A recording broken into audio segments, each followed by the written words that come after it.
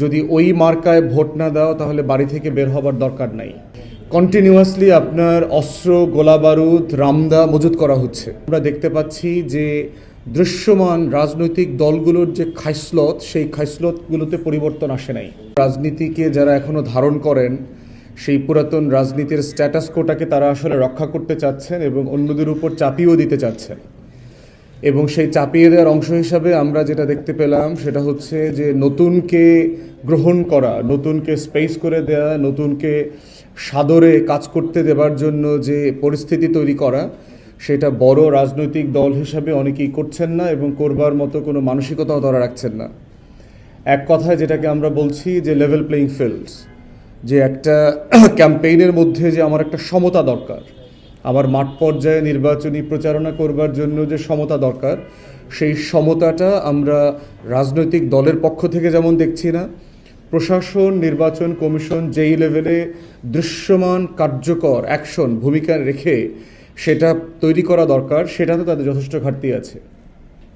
এটার মানে এটা না আমরা বোধ করছি যে অন্তর্বর্তীকালীন সরকার অথবা নির্বাচন কমিশন একটা ভালো নির্বাচন করতে আগ্রহী না, ব্যাপারটা তা না। এর অনেকগুলো কারণ থাকতে পারে।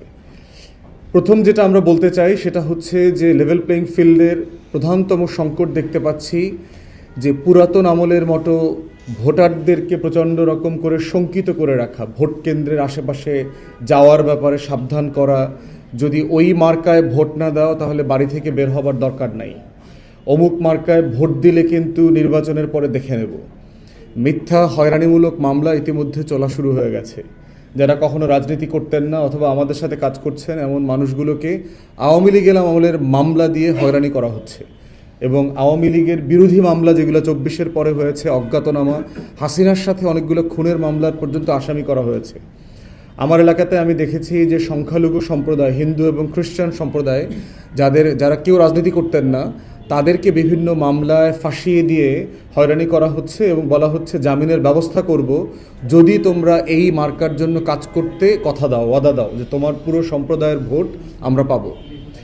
কন্টিনিউয়াসলি আপনার অস্ত্র, গোলাবারুদ, রামদা মজুত করা হচ্ছে। আমার এলাকা আপনারা জানেন যে প্রচণ্ড রকম মানে দুর্গম একটা এলাকা, 5টা নদী আছে এবং কোনো কোনো এলাকাতে বোটে, ট্রলারে, নৌকায় যেতে 3 থেকে 4 ঘন্টা লেগে যায় ফিরে আসতে। একটা অপারেশন করবার জন্য আইনশৃঙ্খলা বাহিনী সাফিসিয়েন্ট টাইম নিয়ে সেখানে যেতে পারবে না যদি সেন্টারকে রক্ষণাবেক্ষণ করতে হয়। তাহলে সেই জায়গাতে আমরা দেখতে পাচ্ছি যে দৃশ্যমান রাজনৈতিক দলগুলোর যে খাইসলত, সেই খাইসলতগুলোতে পরিবর্তন আসে নাই এবং ভোটাররা বেশ শঙ্কিত।